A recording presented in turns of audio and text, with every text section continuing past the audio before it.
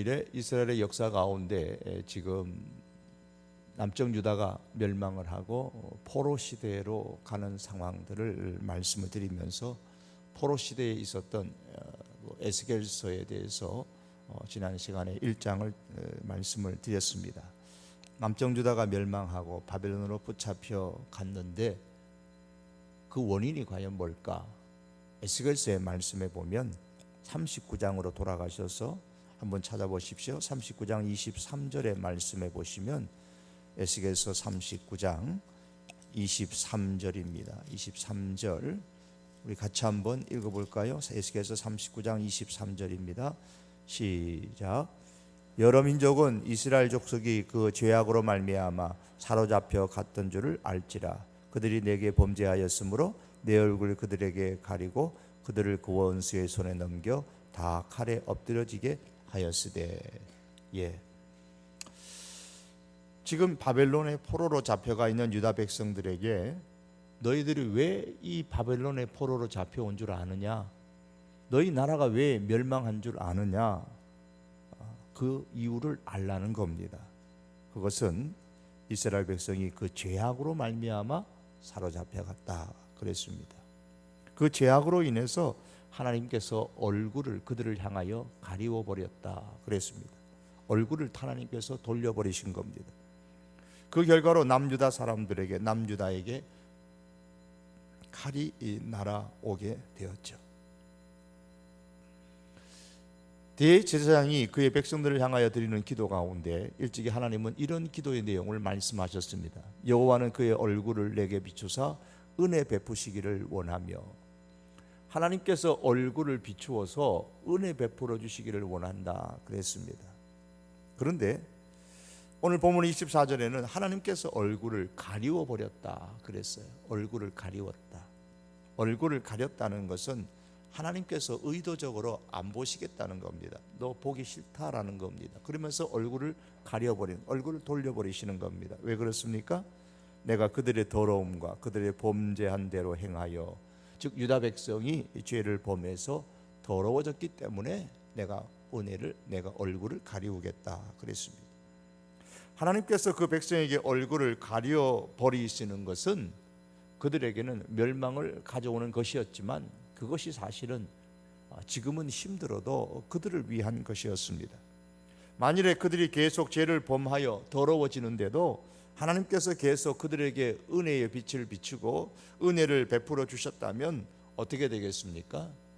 그들은 계속 죄의 구렁텅이 속에서 빠져나오지 못했을 것입니다.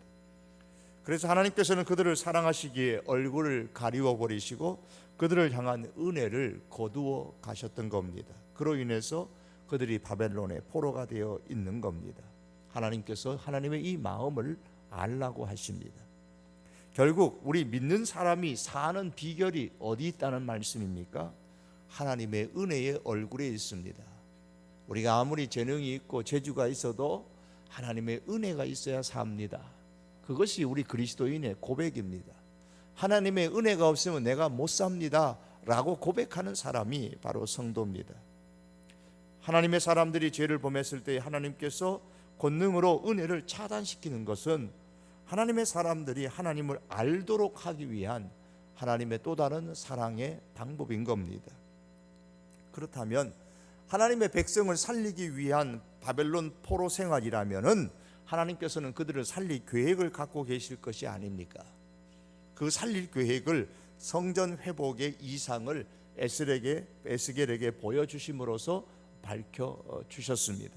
물론 성전 회복의 환상은 에스겔에게 보여주신 환상들 가운데 하나일 뿐입니다. 성전 회복과 관련되어진 말씀이 40장에서부터 에스겔 마지막 장인 48장까지 계속되고 있습니다.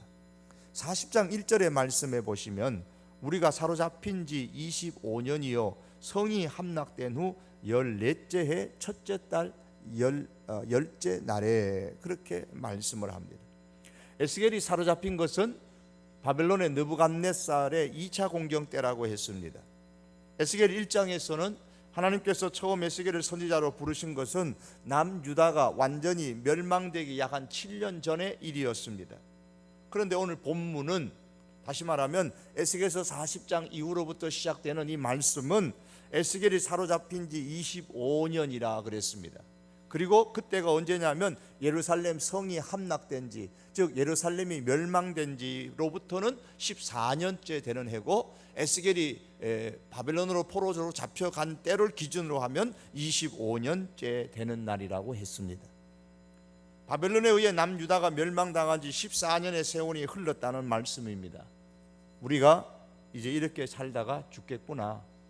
이제 에스겔과 함께 잡혀온 사람들의 입장에서는 25년의 세월이 지난 것이고, 3차 멸망 때에, 마지막 멸망 때에 붙잡혀온 사람의 입장에서 보면 14년의 세월이 흐른 겁니다.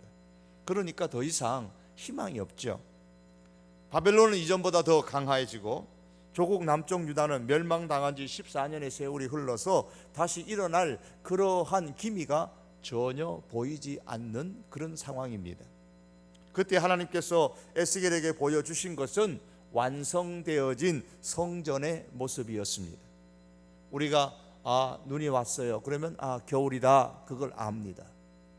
이스라엘이 회복되었구나, 이스라엘이 회복될 것이로구나, 그것을 가장 선명하게 보여주는 현상 중에 하나가 뭐냐면 성전의 회복입니다.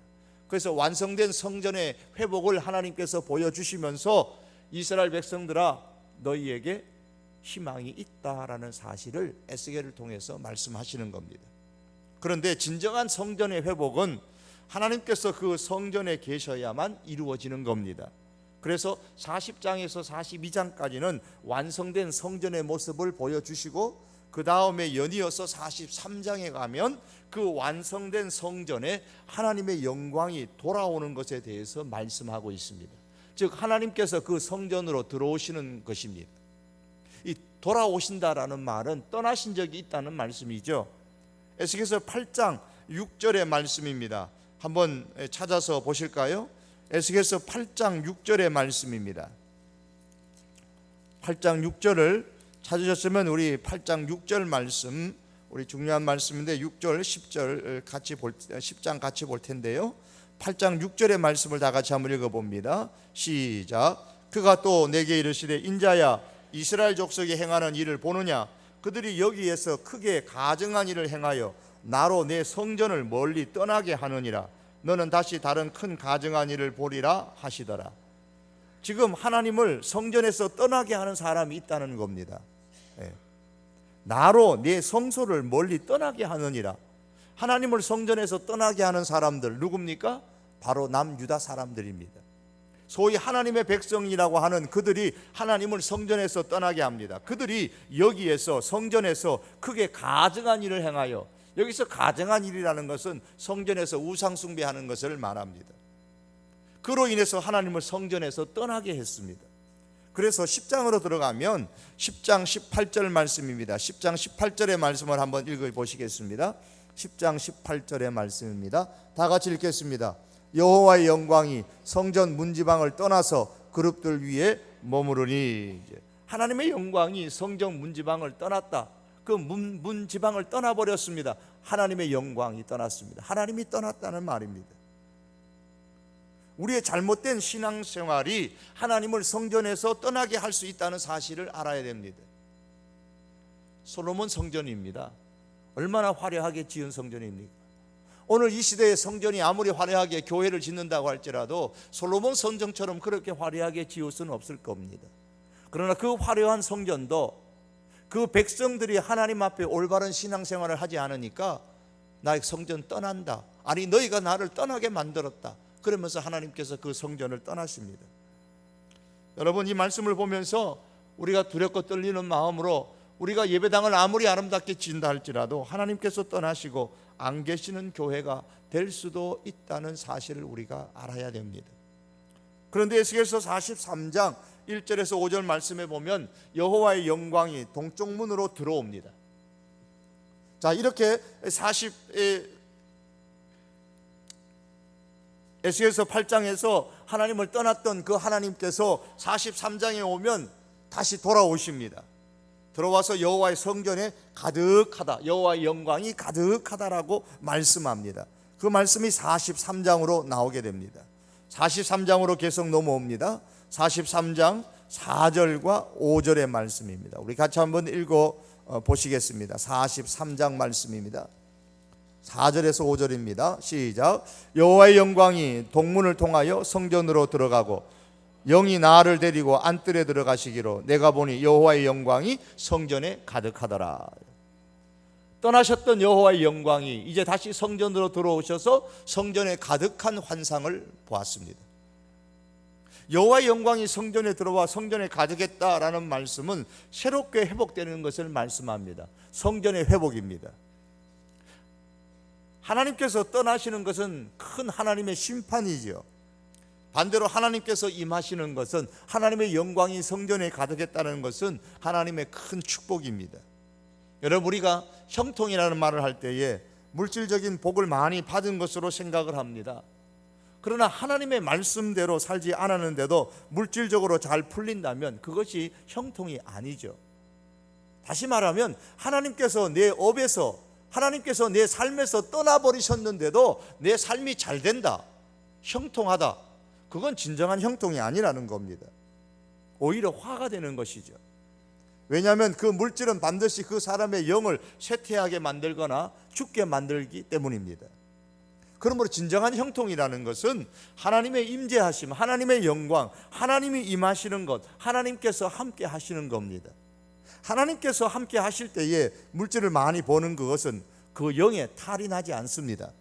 왜냐하면 오히려 그 물질을 자신의 영을 살리는 일에 사용할 것이기 때문입니다. 자꾸 그쪽으로 마음이 가게 되는 거예요. 그래서 하나님께서 임재하시는 그 가운데 우리에게 주시는 그런 형통을 우리가 기대해야 되는 겁니다. 여호와 영광이 성전에 들어왔다고, 그래서 성전에 가득했다고 했는데, 그럼 오늘날의 성전이 뭡니까? 저는 오늘날의 성전이 뭔가에 대해서 여러 차례 여러분에게 말씀을 드렸기 때문에 구체적으로 말씀드리려고 쉽지는 않습니다. 오늘날에는 솔로몬 성전이 없어요. 그럼 성전이 뭐냐? 신약 성경에 보면 세 가지죠. 구체적인 설명을 하지 않겠습니다. 제목만 말씀드리면 예수님의 몸이 성전입니다. 그리고 우리 성도 개개인의 육체가 성령을 진정으로 예수 그리스도를 고백하고 있는 우리의 육신이 바로 예수님이, 하나님이 거하시는 성전입니다. 성령이 거하시는 성전입니다. 우리가 살아계신 하나님의 성전이라 그랬습니다. 또한 세 번째는 교회 공동체가, 건물이 아니라 주님의 이름으로 모이는 교회 공동체가 성전입니다. 그렇다면 오늘날은 하나님의 영광이 어디에 가득해야 할까요? 예수님이 이미 부활 승천하셨고, 그렇다면 오늘날 하나님의 영광이 가득해야 할 곳은 예수 그리스도를 구주로 고백하는 우리 자신, 내 자신의 하나님의 영광이 가득해야 되고, 교회 공동체에 하나님의 영광이 가득해야만 됩니다. 교회에 하나님의 영광이 가득하다는 것, 그리고 성도 개개인의 삶 속에, 성도 개개인의 그 심령에 하나님이 임재하시는 것을 체험하는 것, 그것이 바로 성전인 것이고 오늘 말씀하고 있는 하나님의 영광이 가득해야 될 장소인 겁니다. 그러므로 교회도 하나님이 임재하시고, 즉 주님의 이름 모이는 이 교회 공동체에도 하나님이 임재하시고, 우리 각자에게도 하나님이 임재하시는 역사가 늘 있어야만 합니다. 하나님께서 에스더에게 주신 이 이스라엘의 회복을 성전 회복의 비전으로 보여주셨습니다. 완성된 성전을 보여주시고, 그 다음에 그 완성된 성전에 하나님의 영광이 가득함으로 통해서 완성된 성전의 의미를 더 확실하게 해주셨습니다. 그리고 44장에 가면 하나님의 영광이 가득히 회복한 그 성전에서 하나님의 사람들이 어떻게 이제 하나님을 섬겨야 할 것인가에 대해서 말씀을 합니다. 그리고 45장은 그 성전에서 하나님을 섬기는 것 중에서 가장 핵심이 되는 어떻게 하나님께 예배를 드릴 것인가에 관한 말씀을 하고 있습니다. 그 내용은 45장이죠. 그 45장에 보면 하나님의 백성은 성전 중심의 삶을 살아야 된다라고 말씀을 하시고, 또한 하나님께 예배하러 올 때에는 어떤 헌물들을 가져와야 하는가에 대해서 말씀을 구체적으로 해 주셨습니다. 에스겔 46장에 가면 또 계속해서 매주 한 번마다 드리는 안식일에 대하여서, 또 매달 초하룻날에 드리는 매월 첫째 날에 드리는 월삭에 대하여서, 그리고 매일 드리는 상번제에 관해서 말씀을 하고 있습니다. 절기에 대해서 말씀하시고, 매주마다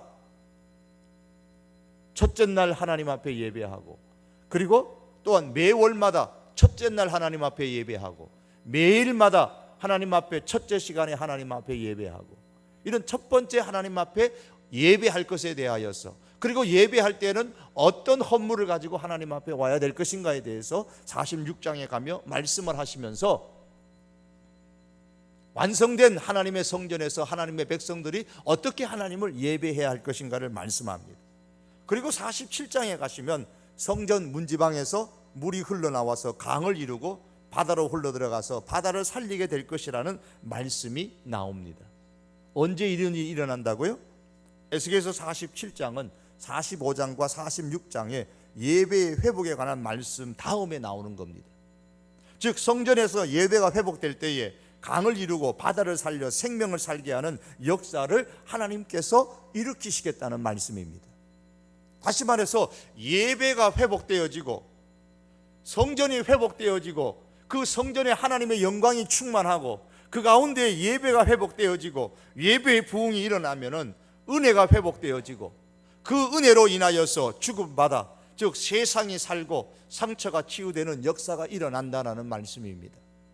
예배를 통해서 회복된 그 은혜의 사람들은 세상을 살리는 주역이 되고 상처를 치유하는 주인공이 된다는 말씀드립니다. 우리 성도교회에 이런 예배의 회복이 일어나야 됩니다. 완성된 성전, 하나님의 영광이 충만한 그 교회 공동체, 그리고 하나님의 영광이 가득한 그 교회 공동체는 반드시 예배의 회복이 일어나야 되는 것. 그 예배의 회복이 일어날 때에 거기에 무슨 역사가 일어나느냐? 성령의 역사, 성령의 문지방에서부터 시작되는 성령의 역사의 강물이 흘러나옵니다. 물이 흘러나와서 그것이 문지방을 떠나서 교회 밖으로, 세상 밖으로 흘러나가서 강을 이루고 바다를 살리게 되는 겁니다. 예배 회복이 어떻게 그렇게 어마어마한 일을 할 수 있는가?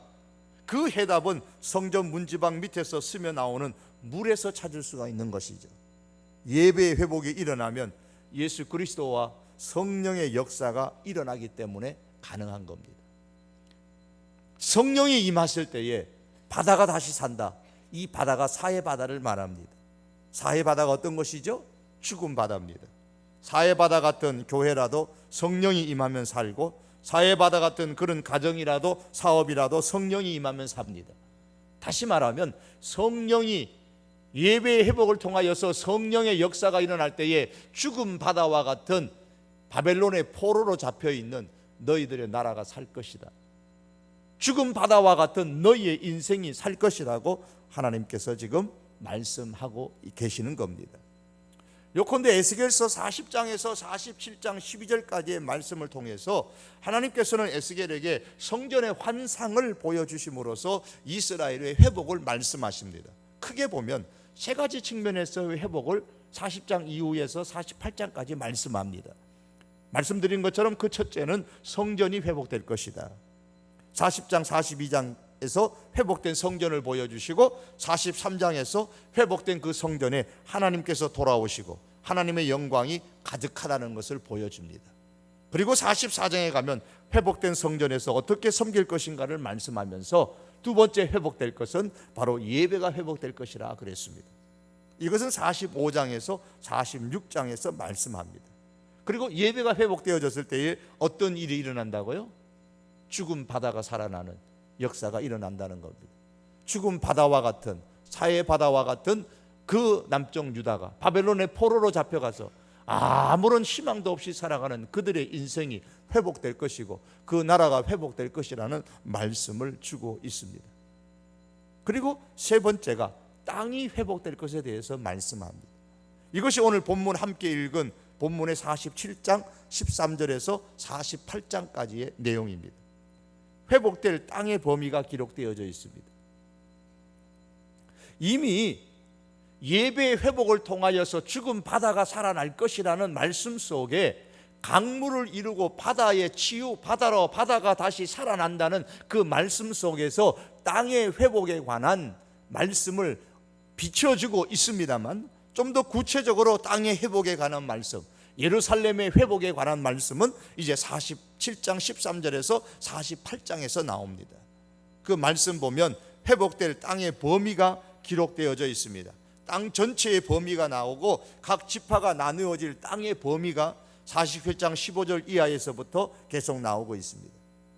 그런데 이 땅을 분배할 때에 땅에 대한 대원칙이 몇 가지가 있는데 47장 13절의 말씀입니다.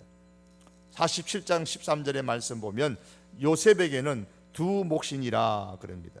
주 여호와께서 이같이 말씀하셨느니라. 너희는 이 경계선대로 이스라엘 12지파에게 이 땅을 나누어 기업이 되게 하되 요셉에게는 두 몫이니라. 자, 여기서 땅은 하나님께서 경계로 나누어 주신 기업이다라는 말씀을 하고 있습니다. 하나님은 하늘과 땅과 모든 것을 함께 창조하신 분이십니다. 하나님께서 사람을 만드셔가지고 하늘에 두고 살게 하신 게 아닙니다. 하나님은 사람을 만들어서 땅에 두고 살게 하셨고 땅의 것을 먹으며 살도록 하셨습니다. 그러므로 하나님의 축복은 하늘에 신령한 복도 있고 땅에 풍성한 복도 있습니다.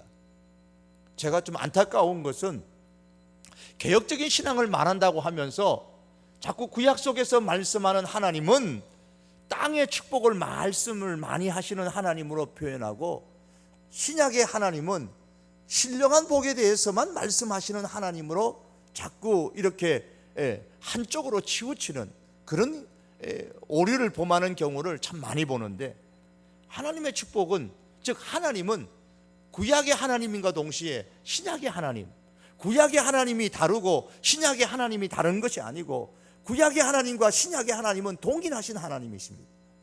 그 하나님의 축복은 하늘에 신령한 복도 있고 땅에 풍성한 복도 있습니다. 중요한 것은 하나님의 영광이에요. 신앙의 질을 좌우하는 것은 신령한 복만을 추구하느냐, 땅에 풍성한 복만을 추구하느냐, 거기에 있는 것이 아니고 하나님의 영광의 문제입니다. 하나님의 영광을 위하여 하는 것은 그것이 하늘의 신령한 복이든 땅에 기름진 것이 복이든 그건 다 좋은 겁니다. 하나님은 가나안 땅을 이스라엘 백성들에게 주시겠다고 하시고서 말씀하시기를 신명기 8장 9절에서 10절과 12절에 14절의 말씀에 보면 너는 너의 먹는 식물의 결핍함이 없고 내게 아무 부족함이 없는 땅이여, 그러면서 내 하나님 여호와께서 옥토로 내게 주셨음을 인하여 그를 찬송하리라 그럽니다. 내가 배불리 먹어서 배불리고 아름다운 집을 짓고 거하게 되며 내 우양이 번성하며 내 은금이 증식되며 내 소유가 다 풍성하게 될 때에 두렵건대 내 마음이 교만하여 내 하나님 여호와를 잊어버릴까 하노라 그러셨습니다. 이 말씀에 보면 이스라엘이 가나안에서 하나님께서 주신 풍성한 것을 소유하였을 때에 하나님이 생각하시는 이스라엘의 두 가지 반응이 나옵니다. 한 반응은 하나님께서 주신 것으로 인하여 하나님을 찬송할 것이라 라는 것이고, 다른 한 가지의 반응은 하나님께서 주신 것으로 인해서 오히려 하나님을 잊어버리는 일들, 잃어버리는 반응이 나올 것이라는 겁니다. 여러분, 하나님께서 주신 것이 하늘에 신령한 것이든 땅에 속한 것이든 그 자체가 중요한 것이 아니고 하나님께서 내게 주신 것으로 내가 하나님을 찬송하는가 아니면 하나님을 잊어버리는가, 이게 중요한 겁니다. 다시 말해서 하나님의 영광의 문제인 거예요. 신령한 하늘의 복을 받고서도 하나님께 영광 돌리지 않았던 신약의 사람들, 우리가 그동안 새벽에서 봤던 고린도전서의 말씀해 보시면 하나님의 신령한 것을 많이 받아도 하나님께 영광을 올리지 않고 하나님을 찬송하지 아니하면 그것도 잘못된 것입니다. 하나님께서 내게 주신 것으로 인해서 하나님을 찬송하는 사람은 하나님께 영광을 돌리는 겁니다. 신령한 복을 받고 하나님께 영광을 돌리고 하나님을 찬송하고, 땅에 하나님의 복을 받아서 하나님을 찬송하고 그것이 하나님께로부터 온 것임을 높여드리고 하나님께 영광을 돌려드리는 것, 그렇다면 하늘의 복과 땅의 복은 다 하나님의 주신 것이고 귀한 것입니다. 반면에 하나님께서 내게 주신 것으로 인해서 하나님을 잊어버리는 사람은 자기의 영광을 위해서 살아가는 겁니다. 그것이 하늘의 신령한 축복이든 땅의 복이든 말입니다. 우리는 혹은 나는 하나님께서 내게 주신 그 은혜를 찬양하는지 높이는 사람인지, 아니면 하나님께서 주신 은혜를 갖고서도 하나님의 그 은혜를 잊어버리고 살아가는 사람인지, 우리가 그것을 늘 우리 자신을 향하여 성찰하면서 살아가야 됩니다. 너는 신령한 복을 사모하니까 믿음이 좋은 사람이고, 너는 땅의 복을 사모하는 사람이니까 너는 샤머니즘 신앙을 가진 아주 천박한 신앙의 사람이고, 그것이 아닙니다. 중요한 것은 하나님께 주신 그 은혜, 하나님 주신 그 복을 가지고 하나님께 어떤 반응을 보이느냐라는 겁니다. 하나님은 땅에 하나님의 약속을 주셨습니다. 땅에 대한 하나님의 약속이죠. 14절에 47장 14절에 보면 내가 옛적에 내 손을 들어 맹세하여 이 땅을 너희 조상들에게 주겠다 하였나니 그랬습니다. 그리고 하나님께서 땅을 주실 때는 그 원칙이 있으셨습니다. 말씀드린 것처럼 14절에 땅은 공평하게 나누어야 되죠. 너희는 공평하게 나누어 기업을 하라. 그러면서 공평하게 하는데 특별한 예의 원칙입니다. 공평의 원리를 적용하면서도 예의 원리가 있는데 그 첫 번째가 약속의 원리입니다. 요셉에게는 두 몫을 주셨습니다. 야곱의 12아들 가운데서 요셉에게는 두 몫을 주신 것은 13절 하반절에 나오죠. 왜냐하면 요셉에게 두 몫을 주신 것은 야곱의 두 아들인 에브라임과 므낫세가 자기 삼촌들과 같이 같은 반열에 올라가는 축복을 받았기 때문입니다. 12지파의 각 수장으로 그렇게 올라가는 축복을 요셉의 두 아들이 받았어요. 어떻게 받았습니까? 언제 이런 일이 일어났습니까? 야곱이 병들었을 때에 요셉이 그의 두 아들을, 즉 므낫세와 에브라임을 데리고 야곱을 병문안 갔을 때에, 그때 야곱이 축복했던 내용이 바로 에브라임과 므낫세는 자기 삼촌들과 같은 반열에 서게 될 것이라는 축복을 받았던 겁니다. 그 약속대로 두 몫을 받은 겁니다. 요셉이 두 몫을 받은 거예요. 또한 땅을 분배할 때는 믿음의 원리가 나옵니다. 여호수아에서 보면 갈렙에게 헤브론 땅을 준 것은 하나님의 약속을 붙잡고 믿음으로 나갔을 때에 하나님께서 특별히 갈렙에게 주셨던 약속의 땅, 바로 믿음의 원리에 의해서 주신 복입니다. 세 번째 원리는 레위인에게 대한 원리죠.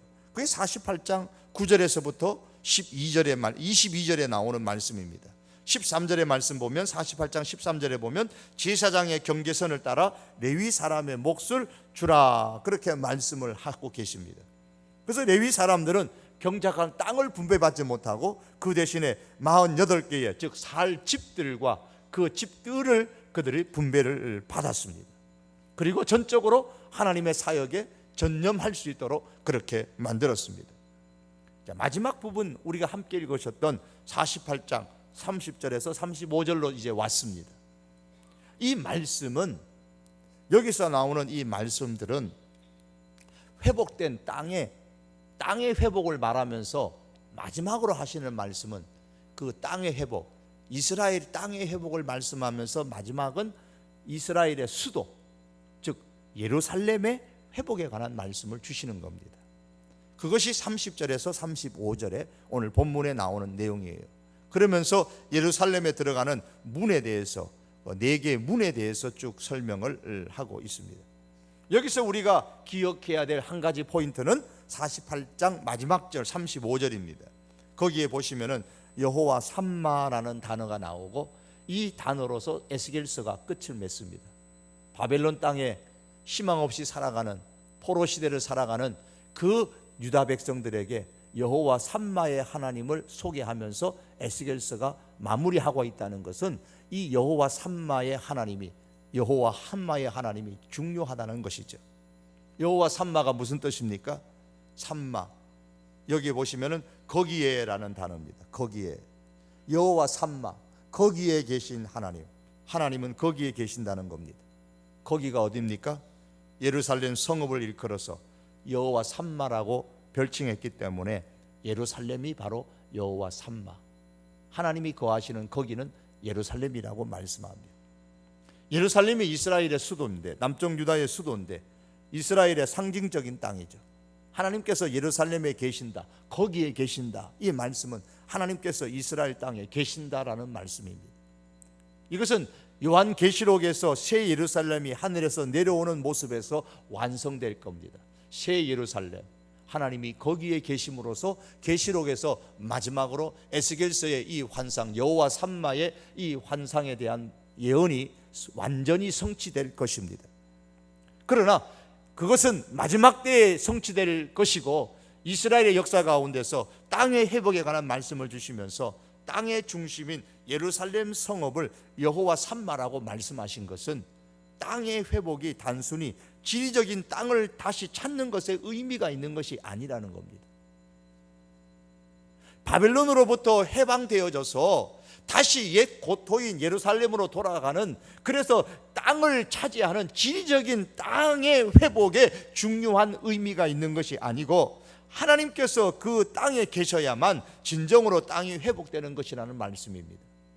성전이 진정한 성전이 되기 위해서는 성전의 겉모습만 완성되는 것이 아니고, 하나님의 영광이 다시 그 성전에 들어가셔서 성전에 충만해야지만 그 성전이 참으로 회복된 것인 것처럼, 땅의 진정한 회복은 하나님이 거기에 계셔야만 그 땅이 진정으로 회복되는 것이라는 말씀이에요. 여러분, 오늘날 우리가 어떤 땅에 집을 짓고 사느냐, 오늘 사람들의 가장 관심거리 중에 초관심거리죠. 우리가 어떤 땅에 발을 딛고 사느냐, 우리가 어떤 직장에 어떤 일터에 종사하며 사느냐에 대한 진정한 의미를 찾으려면 거기에 하나님께서 계셔야 한다는 사실을 잊어버리면 안 됩니다.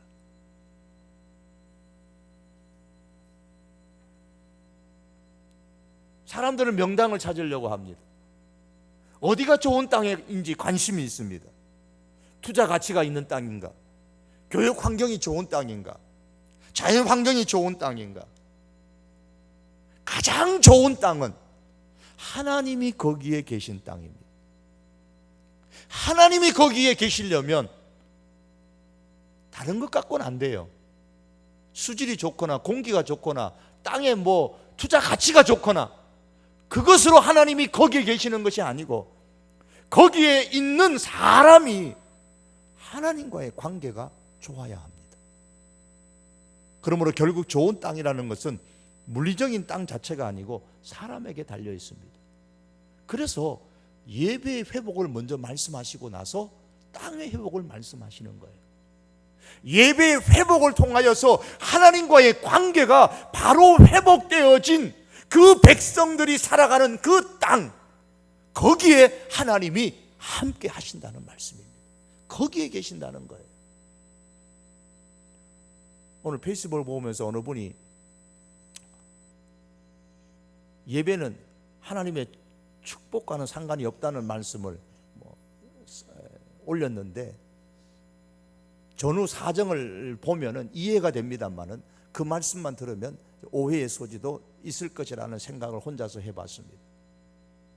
예배의 회복을 통해서 우리가 전심으로 하나님을 사랑하고, 예배의 회복을 통해서 전심으로 하나님과의 관계가 회복되어질 때에 하나님께서 그 사람이 머무는 땅에 거하시는 것이고, 그것이 진정한 땅의 회복이요, 거기에 하나님의 축복이 임하는 겁니다.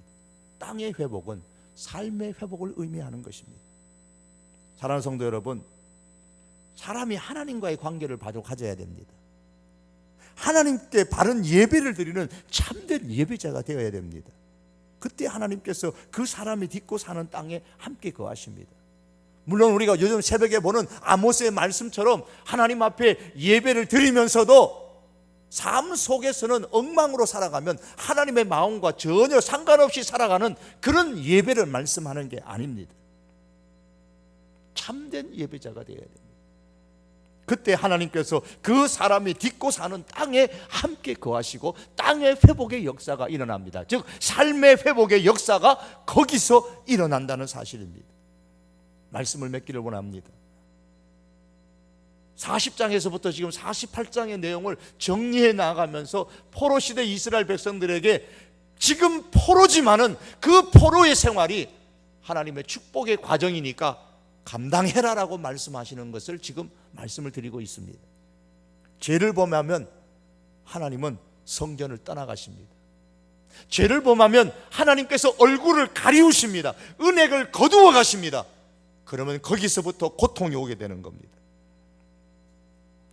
바벨론 포로는 죄의 결과였습니다. 하나님께서 성전을 떠나심으로 인해서 일어났던 사건들입니다. 그러나 어떻게 징계하시든지 하나님께서는 그것은 망하게 하는 것이 목적이 아니고 살리기 위한 것이기 때문에 하나님께서는 돌아오시겠다고 말씀합니다. 성전으로 돌아오겠다. 그런데 너희가 할 것이 있다. 너의 죄 문제를 해결해라 라고 말씀합니다. 그리고 내가 성전에 돌아와 하나님의 영광이 가득하게 하는데 그때 예배의 회복을 일으키라고 말씀하고 계십니다. 예배의 회복이 일어나면 내가 너희 가운데 성령의 강력한 역사를 일으킬 것이고 그 성령의 강력한 역사로 인해서 땅의 회복을 너희에게 줄 것이다. 삶의 회복을 너희에게 줄 것이고 내가 그 땅에 그 삶에 내가 함께 거하겠다. 여호와 삼마의 하나님을 오늘 말씀하고 약속하셨습니다. 사랑하는 성도 여러분, 진정으로 삶의 회복을 우리가 기대한다면 삶의 회복에 관심을 집중하기 전에 성전의 회복에 관심을 두어야 되고 이를 위해서 우리는 먼저 죄의 문제를 해결해야 합니다.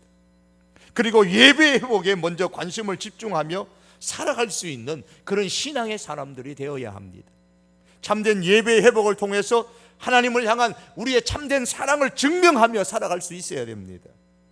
이로써 여호와 삼마, 거기 계시는 하나님, 성전의 회복과 예배의 회복이 일어난 바로 그 땅에, 그 사람에게, 그 교회에, 그 가정에 계시는 그 하나님을 에스겔 시대가 아니라 오늘 이 시대, 우리가 살아가는 우리의 삶 속에서, 우리의 교회 속에서 경험하는 하나님의 백성들이 될 수 있기를 주님의 이름으로 축복합니다. 이 시간 우리 함께 찬송 한 장 드리겠습니다. 찬송 드리면서 오늘 함께 기도하실 텐데 찬송은 95장입니다. 방송실에서 95장입니다. 오늘 우리가 함께 기도하실 때는 시간이 기도하는 시간 한 20분밖에 안 됩니다. 여러분 20분 동안 계속해서 오늘은 기도하실 텐데 짧게 우리가 기도하는 훈련도 또 크게 하는 훈련도 필요하지만 장기간 오랜 시간 기도하는 훈련도 우리에게 필요합니다.